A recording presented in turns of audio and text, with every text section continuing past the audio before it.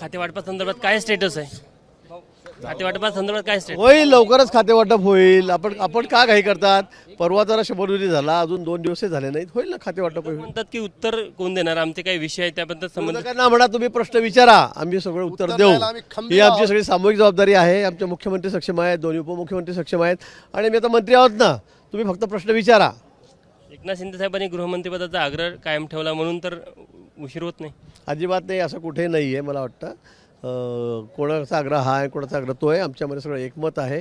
आम्ही कुठे आमच्यामध्ये मतभेद नाही, ओढाताण नाही आणि लवकरच मला वाटतं या संदर्भामध्ये खातेवाटपही होईल. जनतेने इतकं मोठं बहुमत दिलं आहे तरी इतका उशीर का? तर हो दे ना, एवढा मोठा जनमत मिळाला आम्हाला, म्हणूनच सगळ्यांना ॲडजस्ट करायचं आहे, सगळ्यांना समजून घ्यायचं आहे आणि म्हणूनच थोडा प्रश्न आहे. पण निश्चित मला वाटतं की आता सर्व व्यवस्थित झालेलं आहे. तिन्ही पक्षांमध्ये आमच्यामध्ये कुठेही मतभेद नाहीत.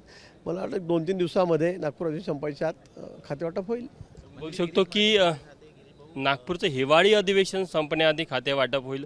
गिरीश महाजन यांनी सांगितलं की आणखी 2-3 दिवस लागू शकतो.